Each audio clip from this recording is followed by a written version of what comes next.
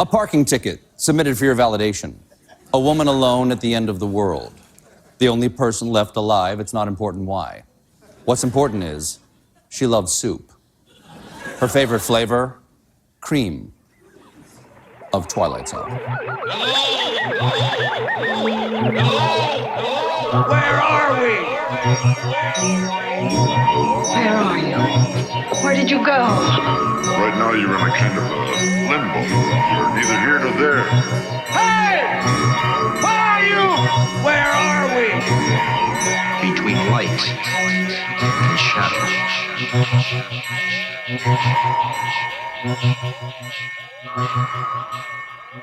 The Twilight Zone is distinctive in many respects. At the time it originally aired almost 60 years ago, it brought a level of production and polish to the half-hour drama format that television had rarely, if ever, seen before.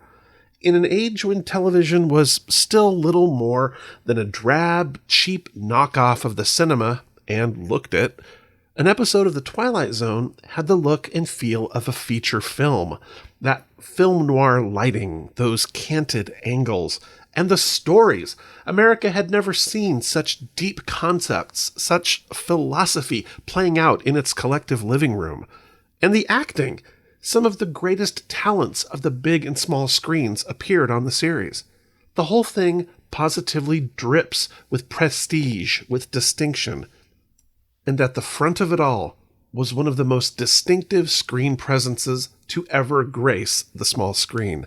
And in large part, what made Rod Serling so distinctive, so memorable, was his unique voice. Joey Crown, musician with an odd, intense face, whose life is a quest for impossible things, like flowers in concrete, or like trying to pluck a note of music out of the air and put it under glass to treasure.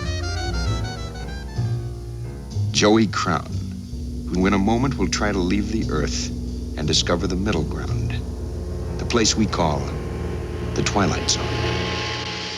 It's a voice that's been imitated and parodied to death over the past 60 years. Whenever a Twilight Zone sketch is done on comedy variety shows, sitcoms, or late-night talk shows, or pretty much anywhere you see sketches, there's an obvious and built-in requirement that you have a faux Serling to talk you through it. TV's long-running Saturday Night Live has provided us with multiple faux Serlings over the years, starting with Dan Aykroyd in the 1970s. Ricky Nelson has a problem. He's late for dinner. Ozzie and Harriet are waiting for him. If he doesn't get home soon, his dinner will be cold and he'll have a lot of explaining to do. He could call home, but who? Who would accept the charges on a call from the Twilight Zone? In the 1980s, Harry Shearer got into the act in a sketch called, well, I'll let him tell you. Meet Don Johnson. He's an ordinary man who goes out to pick up a few groceries for his wife. On his way home, he innocently accepts a free ticket to a TV game show. He finds himself trapped in a nightmare from which there is no escape. Soon he will be forced to choose between Bachelorette number 1, a sagging, burnt-out booze hound, or Bachelorette number 2, a bizarre deviant with a talent for torture, or Bachelorette number 3, a woman child whose mind swims with wisps of a life once pathetic, now tragic. Poor Don Johnson. He has just stumbled into the dating zone. In 1982, Brian Doyle Murray briefly got his Serling on, but was interrupted before he could say much. Submitted for your approval. A comedy sketch with no ending that made a wrong turn into... Absolutely too, silly. Well, he can't hear you. He's in his own zone. I've had quite enough, thank you. Voices And then there was Norm Macdonald in 1997. So there you have it. Sometimes what is beautiful to one is not beautiful to another. As this woman learned when she didn't really learn anything. And neither did we. Frankly, usually I try to have some kind of ironic twist or moral in these things, but I got nothing this time because that woman was hot. In the Twilight Zone. In 2006, guest host Matt Dillon played Serling as part of the Vincent Price's St. Patrick's Day special sketch. My next guest hosts a show which brings unspeakable evil and darkness into America's homes. Fridays on CBS. Check your local listings. Ladies and gentlemen, Mr. Rod Serling.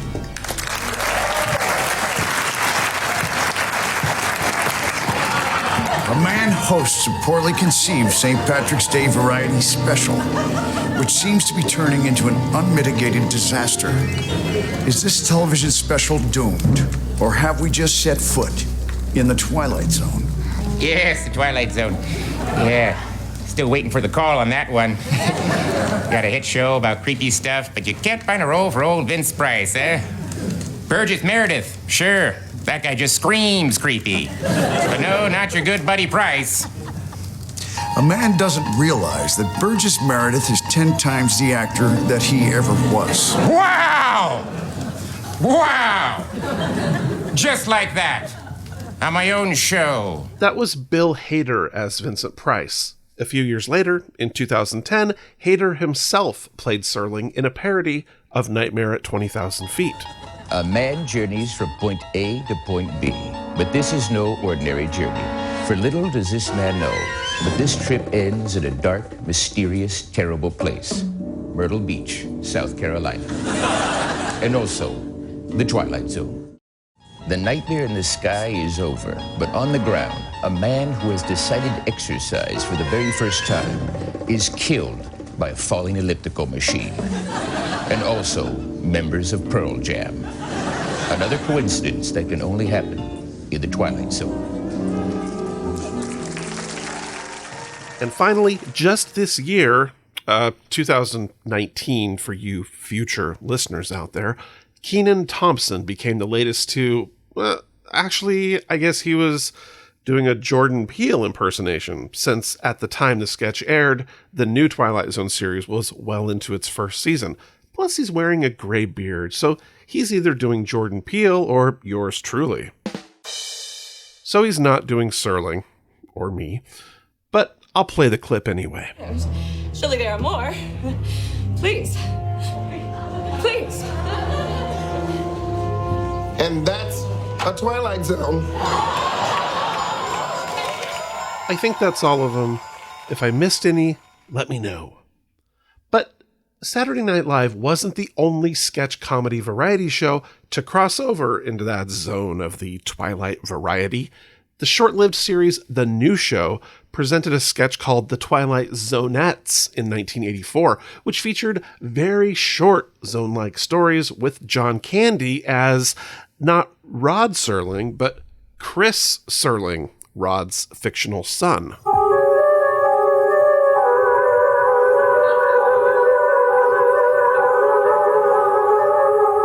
Hi, I'm Chris Serling. My dad, Rod Serling, created the mortal series, The Twilight Zone. Now that I've turned 21, I've inherited my dad's estate, the exclusive rights to the old series, and the name, The Twilight Zone. When my dad wrote The Twilight Zone, people had different viewing habits, longer attention spans.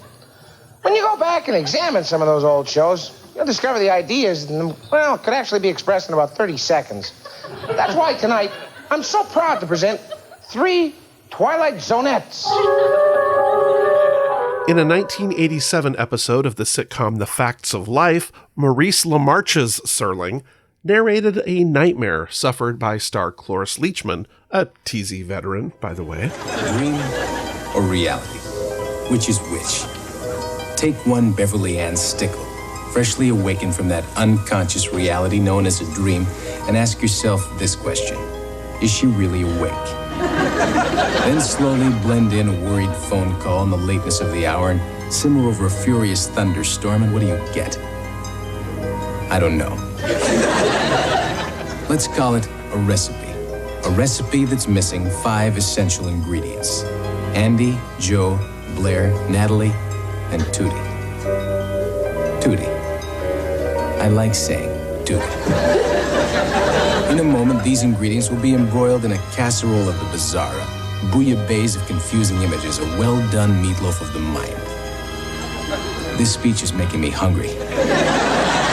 Oh, one more time. Tootie.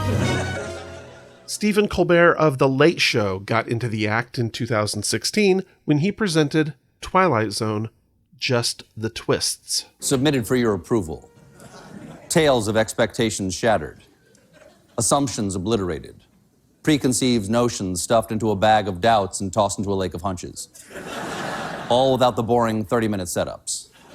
First on tonight's Manifest of the Unknown, even in our modern age, a dog can be man's best friend. But what happens when the URL from pets.com is redirected to the Twilight Zone? The various Twilight Zone reboots through the years have featured 5 different narrators. You want me to list them? You got it. Burgess Meredith in 1983's Twilight Zone the movie. Charles Aidman and Robin Ward in the first TV revival, which ran from 1985 to 1989. Forrest Whitaker in the second TV attempt in 2002. Whitaker is notable because he's the first Twilight Zone narrator to appear on screen since Serling. And of course, there's Jordan Peele, the on-screen narrator of the newest series that bowed earlier this year. None of them has attempted an actual Serling impression, and for good reason. None of these efforts were parodies or sketches. However, Jordan Peele is probably the only on-screen narrator who at least approximates the Serling persona.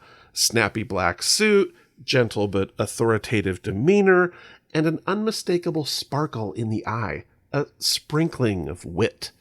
On top of that, the new series ended its first season with a surprise cameo that, for all intents and purposes, brought us as close to the real thing as possible. I take it I have your attention. Good. There's a lot to explain. In the episode Blurry Man, the new Twilight Zone capped off the proceedings with an appearance by none other than Rod Serling himself, in CGI form, which we discussed in detail in our previous episode. While the visuals are maybe less than perfect, the voice is spot on, dead accurate, shockingly so. It sounds like Serling. It really sounds like Serling. The man behind that voice is Mark Silverman, who was kind enough to take time out of his busy schedule to chat with us. Mark, welcome to Between Light and Shadow. Well, thank you. Thank you. Now, before we get into this, I just want to know up front, is this Serling voice gig just a job for you, or are you an actual Twilight Zone fan? Well, the way it works, I wouldn't be able to do the voice as well as I do if I wasn't a huge Twilight Zone fan. Because you kind of have to be momentarily possessed by the voice you're doing. And I wouldn't want, I wouldn't put that much effort into it if I didn't really like the person. I mean, I was a Twilight Zone nut when I was a kid. I just loved it. It was constantly on in the 70s, and I grew up watching it. I'm sure you hear this a lot, but your Serling is phenomenal. Thank you. There's a really fine line between authentic impersonation and caricature. There's a million Captain Kirk impressions out there, and they kind of all border on parody. And Serling has a really unique voice. Nobody talked quite like he did. And Nobody did. Isn't that interesting? And you can do a pretty lousy Serling impression, and people still know what you're doing. I've done it myself many times on this podcast, and it's usually terrible. So to be a true fan and to be able to nail that voice so beautifully, that's a gift. Thank you. Well, one of the things I lucked out is my father had a voice with a lot of resonance like I do, and that certainly helped. Now, I'm a voice matcher, and what that means is I go in and I revoice a lot of celebrities and people that can't make their sessions for one reason or another, and sometimes it's because they're not living anymore. And I know what you mean about a Rod Serling impression, because most people and most comedians do it. They'll force it like this, Rod Serling with the Twilight Zone. And you don't want to do that. You never want to sound like you're doing an impression. Right. So I do pride myself in being very subtle and natural. And I just practice constantly. Joey Crown, musician with an odd, intense face, whose life is a quest for impossible things like flowers and concrete, or like trying to pluck a note of music out of the air and put it under glass to treasure. Joey Crown. And I got the subtlety, and it just became very natural for me. And that's really the key. I could listen to that all day. I read somewhere that you are the only Serling impressionist that is officially sanctioned by Rod Serling's estate. Is that true? Yeah, well, that's what they tell me. I mean, 25 years ago, I was cast by Disney to narrate the Twilight Zone Tower of Terror attraction for Walt Disney World. Hollywood, 1939. Amid the glitz and the glitter of a bustling young movie town at the height of its golden age, the Hollywood Tower Hotel was a star in its own right, a beacon for the show business elite. Now, something is about to happen that will change all that. The time is now, on an evening very much like the one we have just witnessed. Tonight's story on the Twilight Zone is somewhat unique and calls for a different kind of introduction. This, as you may recognize, is a maintenance service elevator, still in operation, waiting for you. We invite you, if you dare, to step aboard, because in tonight's episode, you are the star. And this elevator travels directly to the Twilight Zone. And Carol Serling, Rod's widow, had to make the final decision. And she chose me out of everybody, and I really thought that was wonderful. Yeah, wow. Because, I to be accepted by a real Serling, Rod's widow, was incredibly interesting for me, growing up loving Twilight Zone. So ever since that's 25 years ago, I practice and do the voice whenever it comes up, but this blurry man was like one of the great things that happened. As I've reviewed this new Twilight Zone series, for me it's been kind of up and down. There have been some I've really liked, some maybe not so much.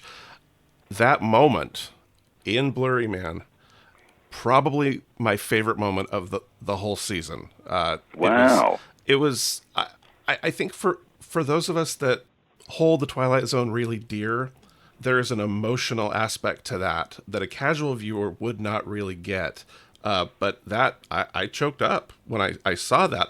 I kind of thought as I watched, is this going to be Rod Serling? Are they actually going to go there? And they did, and it was emotional for me. Wow. That's the closest we can get to seeing new Serling. I guess so. Yeah. I'm glad it affected you that way. Yeah, and I'm not the only one. I've talked to other fans, other Twilight Zone podcasters, because there are many of us, and we kind of all have that same reaction that there was something special about that moment. And I think what really sealed it for me was the voice, because when you're doing a CGI character like that, I don't know that you can really do it perfectly. And I think, if you really look at I think there's 3 different shots of him, where you can see his face and see him talking. And, it's good, but it's obviously not real. I think, you can tell that this is not, they didn't use like existing footage. Like this is something that they did digitally, but it's that voice for me that really sells that. Because you don't sound like someone doing an impersonation. You sound like Rod Serling. Thank you. I take a lot of pride in that. I do. You should. It's like I said, I could listen to that all day. it's amazing. Wow. Hey, that's great. Well, thank you. I really appreciate that. I mean, I revoice Stallone every now and then. and I know there's a certain subtlety. There's a certain subtlety to Rocky Balboa. Yo, how you doing? Just me, Rocky Balboa. How you doing there? Yeah. But a lot of people, they'll force that. Right. So you really have to be subtle. Right. Oh, my God. That's the key. You really nailed it there. There's a difference between doing like a comedy impression parody and really doing a sound alike. So that's what I really work for, and that's why I practice so much. Yeah, like in the shower or everywhere.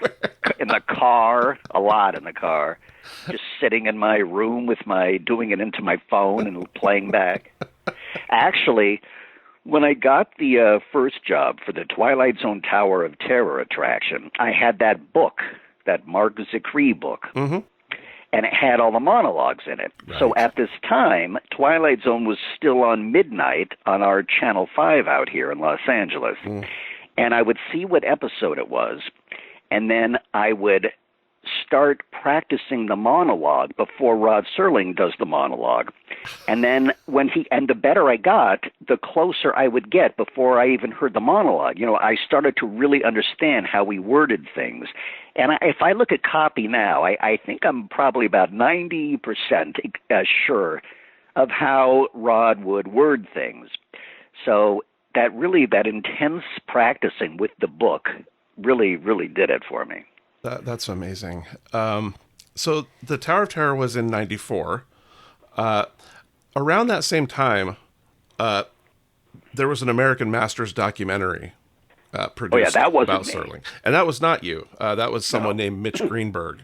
Someplace between apathy and anarchy is the stance of the thinking human being. He does embrace a cause, he does take a position, and can't allow it to become business as usual.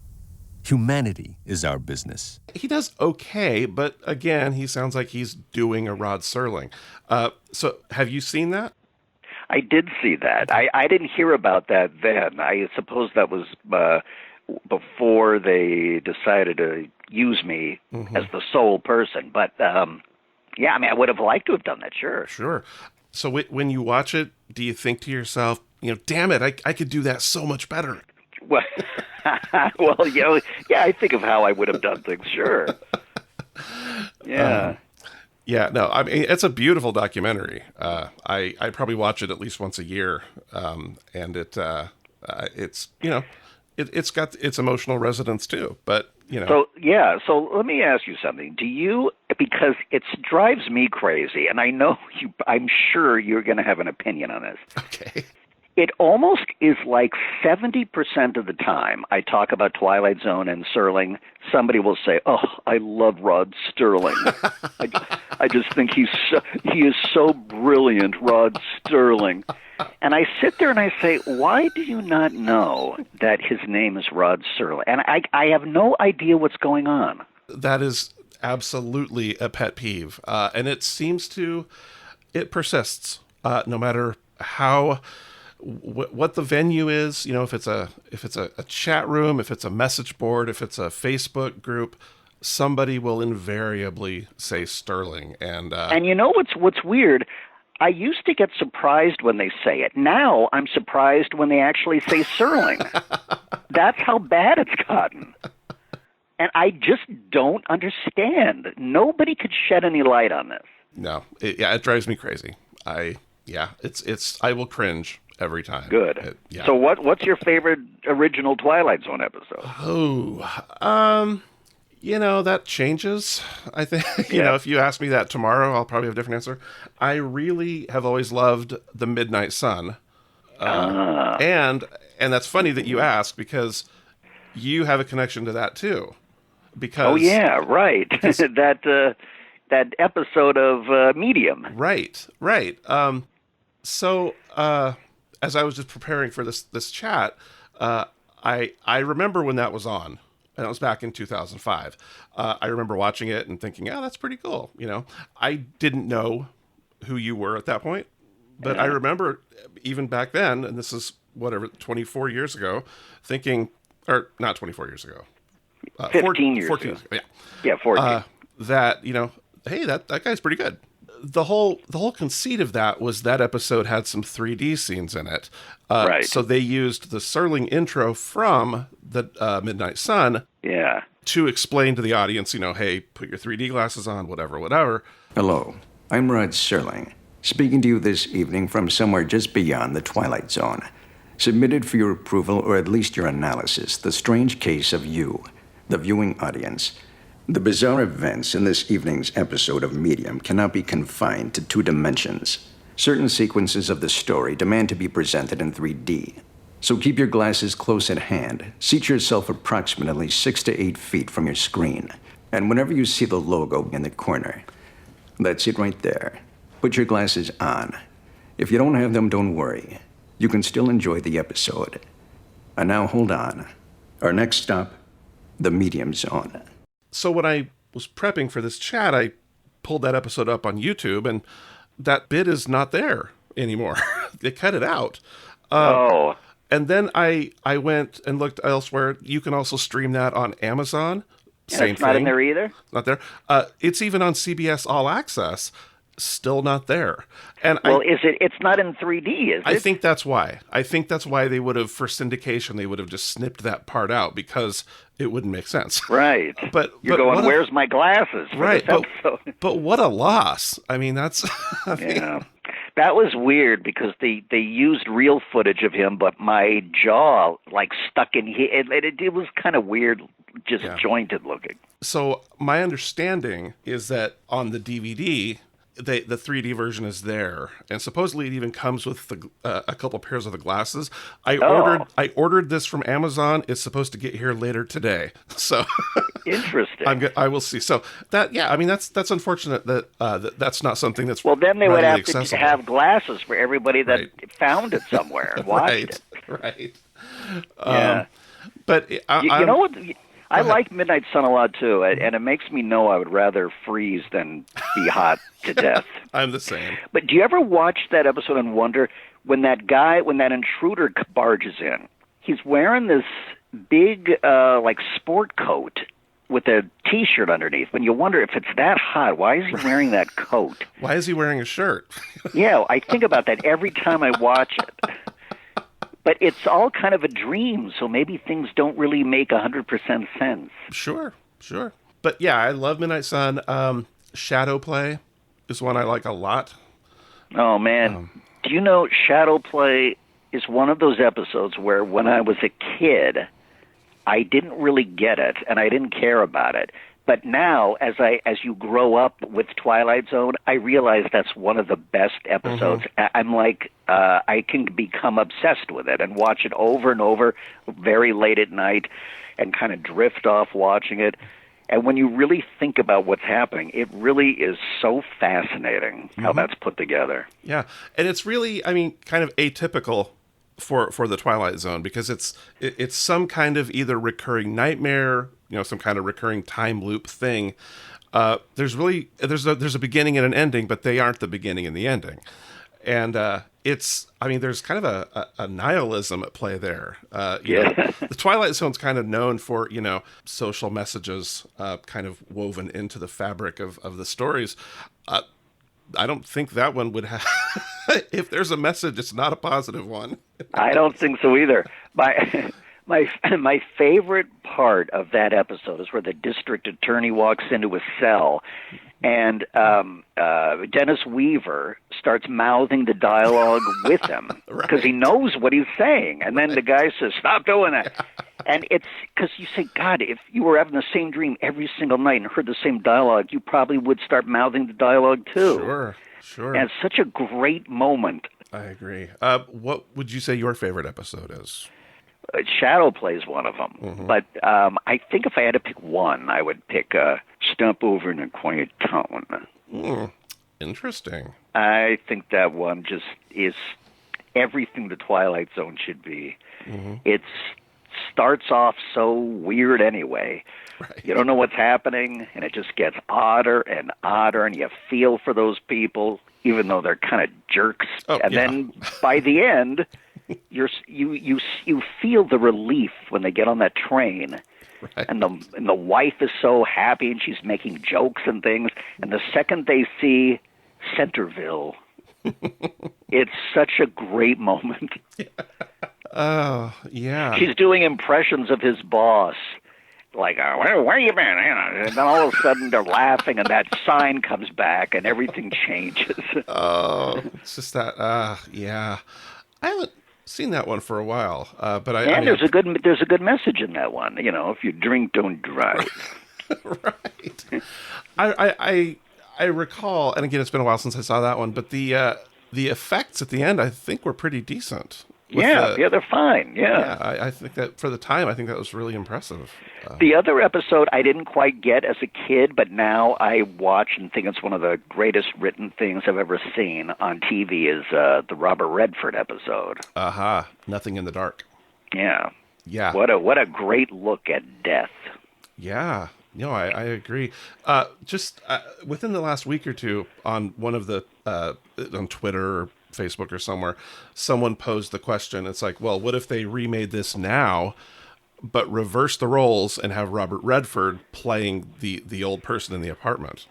I thought that would be pretty neat. That really is an interesting idea for the Jordan Peele show, huh? Yeah, I mean, I don't know if they, have any plans on actually remaking. I know that some of these new episodes have sort of been, they kind of echoed. But that sounds fantastic. What an idea that would be. I would love to see that. I think that, I wonder if Redford would do that. Yeah, I wonder if he would too. My father was a movie producer and produced a movie in 1980 with Redford called Brubaker. Oh, yeah. He played a warden of a prison, and I got to talk to him a little. I didn't get to talk about that Twilight Zone, but that was interesting. But there was there were two other actors from Twilight Zone in the movie that I got to see. Murray Hamilton, who played Mr. Death in the other episode with Ed Wynn, and Albert Salmi was in it, who was in a few Twilight Zone episodes. Right. He was the cowboy that comes back, and shoots the jukebox. Right, in Execution. Yeah, that episode. Yeah, you mentioned before that one of the things that you do is revoicing other actors, like some that are no longer with us. Can you give a few examples of that? Disney was restoring a movie called The Happiest Millionaire, and they found a scene that didn't have any audio track, so they needed somebody to sound like Fred McMurray for a scene. And the funny thing was, as a kid, I would watch My Three Sons, and I'd always do this Fred McMurray impression: Chip, Robbie, and Ernie, Uncle Charlie. And I said, God, he's so breathy when he talks. And as a kid, just for fun, I would go, Uncle Charlie. And so this audition came up to do Fred McMurray. And I guess they auditioned a lot of people, but it's one of the only times where I actually knew I was going to get the job, because I said there's nobody that probably was as weird as me as a kid going around going, Uncle Charlie, Chip, Robbie, and then like 2 days later, my phone rang in the morning. They said, we want you at Disney to be Fred McMurray. Oh my gosh! But the first time I did that kind of a thing, they brought me in for a movie called Carlito's Way. Oh, yeah. Al Pacino, because they were putting the movie on TV, and it had cussing through the whole movie, and they couldn't get Al Pacino back to revoice himself because he was making another movie. So I had to go in like Al Pacino and say the lines, but take out the bad words. Right. So that's why if you see that version and there's no cussing, that's me. That's why through that version, Pacino keeps going, forget you, forget you, forget you, forget you, because he's saying something else. Yeah, there's a real trick to that kind of work. Plus, it's more difficult because you have to match their exact timing with their voice. Because their mouth is right there doing it. It's one thing. It's much easier when you're doing the voiceover completely on your own. But to dub a mouth, you have to completely match their timing with your performance at the same time. So going back or going forward to Blurry Man, I'm just interested to hear a little bit about the process. Like, I assume that, like, you show up, there's a recording booth. That's pretty. Those are two of the major things. I did show up, and there was a recording booth. You're right. Did they already have like the footage like rendered and you were just matching it, or did they record the voice first and then work around that?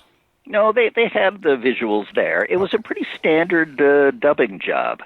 But what was truly the most fun was getting to do the narration, because there wasn't anything I had to match, and I just got to do full-on exactly the timing of how I knew he would do it. And all those years of practice really came into this moment. I wonder if, and I'm sure if you know this, you can't tell me, I just wonder if this will be done again, like in the next season of that show.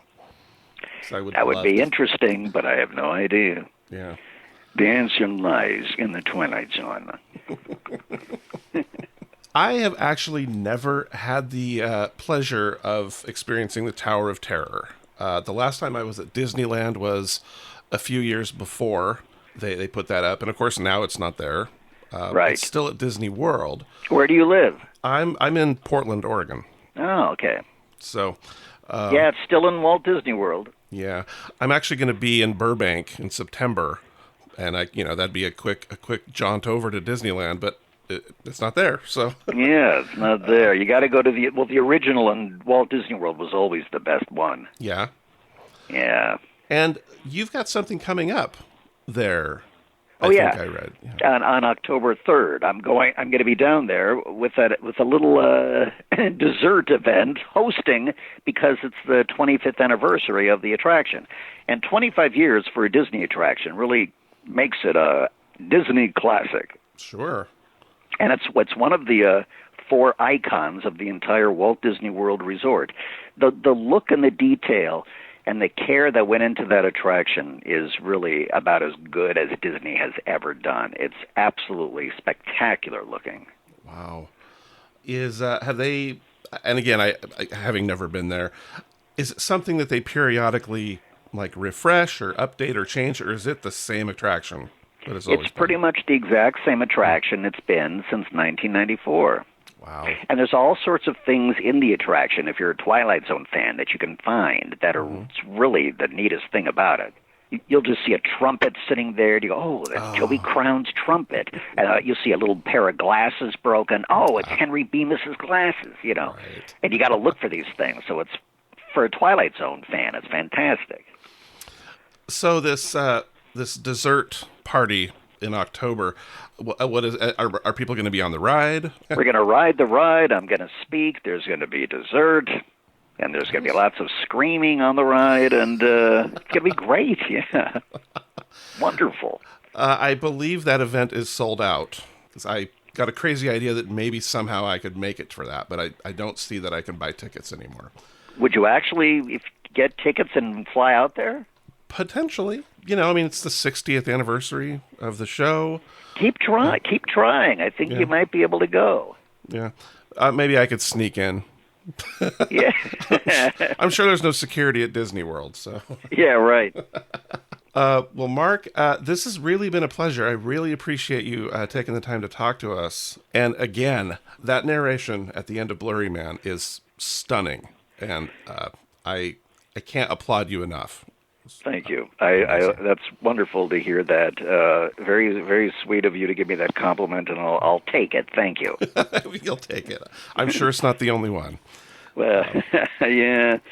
In this day and age, you do something, and there's a million comments. Right, the second it ends, Right. Sure.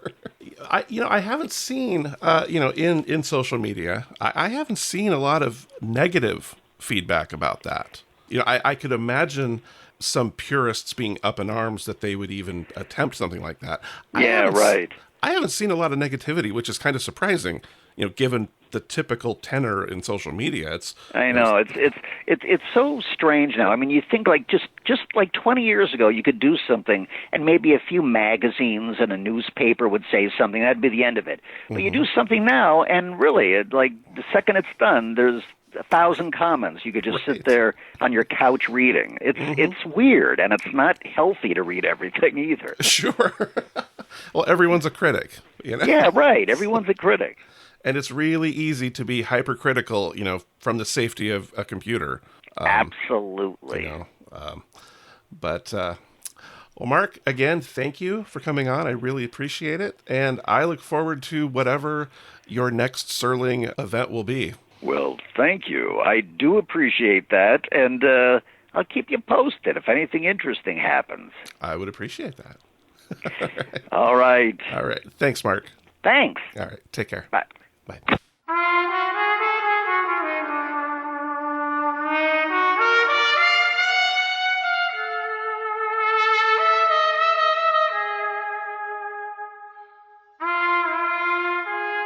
You know, I just realized that I never did a proper introduction at the top of the show. Hey gang, this is Craig, and you're listening to Between Light and Shadow, a Twilight Zone podcast. So, now that I've done the proper intro, I'm gonna proceed to the outro. Now, if you love the show, or hate the show, or are relatively ambivalent about the show, but still feel compelled to say something to us or about us, and you're social media savvy, we're at ZonePod on Facebook, at Twilight Crab on Instagram, and at Zone Crab on Twitter. Those yearning for a deeper, more intimate connection can email us at zonepod@gmail.com. And if you're listening to us on Apple Podcasts, please take a moment to leave a rating and or a review, or hell, do both. Now, I mentioned last time that after this episode, I'd be taking I believe I said, wee little break. And that is still the case. We'll be back sometime in September at the latest. Thanks for listening, everyone. And thanks again to Mark Silverman for graciously and generously donating his time to our humble little podcast. We'll be back in September to tackle the remaining 11 episodes of the classic first season of The Twilight Zone. Plus, we've got a few surprises planned. Till then, kids, play nice.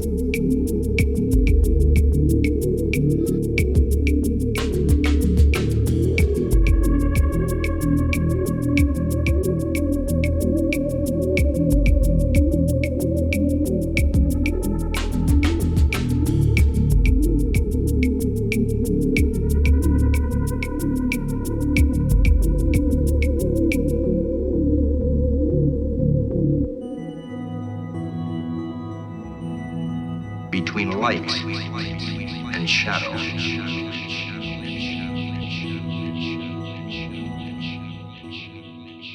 So ends another roller coaster ride through the long drop of madness, round the loop-de-loop of the inexplicable, only to discover you spent $200 on a fast pass, but were too short to ride. So you head out to your car, which you can't find, even though you're pretty sure you parked on level B. Parking space, the Twilight Zone.